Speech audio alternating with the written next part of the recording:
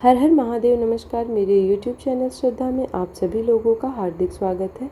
उम्मीद करती हूँ कि आप सभी सुखी और स्वस्थ होंगे, भगवान की भक्ति में व्यस्त होंगे। आइए जानते हैं आज इस वीडियो के माध्यम से शिव महापुराण संहिता 2 के पंचम खंड के 20वें अध्याय के बारे में, जिसमें शिव गणों का असुरों से युद्ध के बारे में बताया गया है। व्यास जी बोले, हे सनत कुमार जी, असुर राज जलंधर के राहु नामक दूत का क्या हुआ? जब भगवान शिव ने राहु को अभय दान दे दिया, फिर राहु कैलाश पर्वत से कहाँ गया और उसने क्या किया? इस विषय में मुझे बताइए।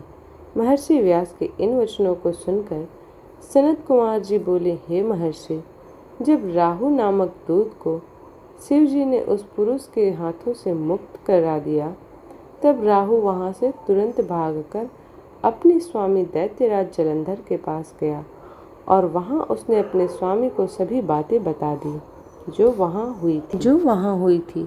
उन सारी बातों को जानकर असुर राज जलंधर का क्रोध 7वें आसमान पर चढ़ गया।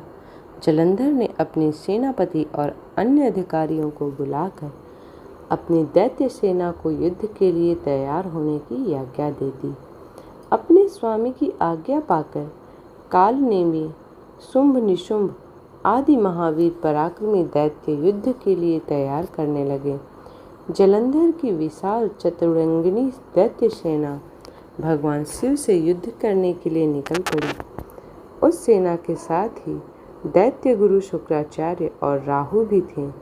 इधर जब देवताओं को ज्ञात हुआ कि जलंधर अपनी सेना के साथ लेकर भगवान शिव से युद्ध करने निकल पड़ा है, तो देवराज इंद्र शिव जी को अवगत कराने के लिए कैलाश पर्वत पर गए और वहां उन्होंने त्रिलोकीनाथ भगवान शिव को सारी बातें बता दी।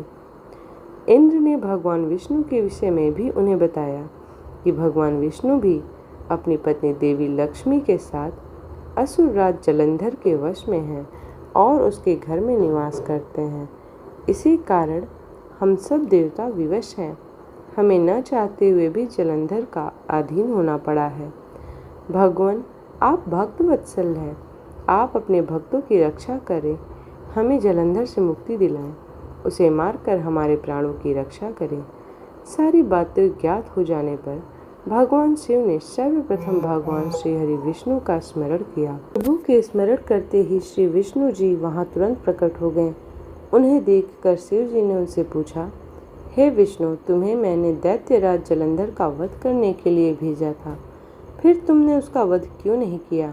आप उसके घर में क्यों निवास कर रहे हैं? अपने आराध्य भगवान शिव के ये वचन सुनकर भगवान श्री हरि विष्णु ने अपने दोनों हाथ जोड़ लिए और विनम्रता पूर्वक बोले, हे करुणानिधान भगवान शिव, मैं जानता हूँ कि आप मुझे दैत्यराज जलंधर का संहार करने की आज्ञा दी थी, परंतु मैं उसे नहीं मार सका, इसलिए आपसे क्षमा याचना करता हूँ। मेरी गलती क्षमा करें। प्रभु, मैंने जलंधर का वध करने के लिए ही गया था। मैंने जलंधर का वध इसलिए नहीं किया क्योंकि जलंधर मेरी प्राण वल्लभा देवी लक्ष्मी का भ्राता है और उसमें आपका अंश भी विद्यमान है। इसलिए उस दैत्य की वीरता से प्रसन्न होकर मैं उसके घर निवास करता हूँ। भगवान विष्णु के ऐसे वचन को सुनकर त्रिलोकीनाथ भगवान शिव हंसने लगे। फिर बोले, देवताओं, तुम सभी सोच और चिंताओं को त्याग दो। तुम्हारी रक्षा के लिए मैं अवश्य ही जलंधर का संहार करूंगा। यह सुनकर सभी देवता निश्चिंत हो गए। इसी समय जलंधर अपनी विशाल सेना साथ लेकर कैलाश पर्वत के निकट पहुंच गया। उसने कैलाश पर्वत के चारों ओर से घेर लिया। उस समय बड़ा कोलाहल होने लगा। यह शोर सुनकर भगवान शिव को क्रोध आ गया। तब उन्होंने अपने गणों को आज्ञा दी कि वे जाकर राक्षसों से युद्ध करें। अपने आराध्य भगवान शिव की आज्ञा पाकर उनके गण युद्ध करने चल गए। शिव गणों और जलंधर की दैत्य सेना में बड़ा भीषण युद्ध होने लगा। शिवगण बड़ी वीरता से दैत्यों से भिड़ गए। उन्होंने कई दैत्यों को पल भर में ही मौत के घाट उतार दिया और सैकड़ों को घायल कर दिया, परंतु दैत्य गुरु शुक्राचार्य अपनी मृत संजीवनी विद्या से सभी मृत दानवों को पुनः जीवन दान दे रहे थे और उठकर पुनः युद्ध करने लगते थे। जब दैत्य सेना किसी भी प्रकार कम न हो रही थी, तब शिवगण व्याकुल होने लगे। तब शिवगणों ने भगवान शिव के पास जाकर उन्हें इस बात की सूचना दी। जब शिव जी को यह बात ज्ञात हुई कि यह सब शुक्राचार्य कर रहे हैं, तो वे क्रोधित हो उठे। उस समय भगवान शिव के मुख से एक भयंकर ज्वाला कृत्या के रूप में प्रकट हुई। उसका रूप अत्यंत रौद्र और भयानक था। वह वहां से सीधे युद्ध भूमि में गई और दैत्यों को पकड़ पकड़ कर खाने लगी। इसी प्रकार भ्रमण करते हुए कृत्या शुक्राचार्य के निकट पहुंची और उन्हें वहां से गायब कर दिया।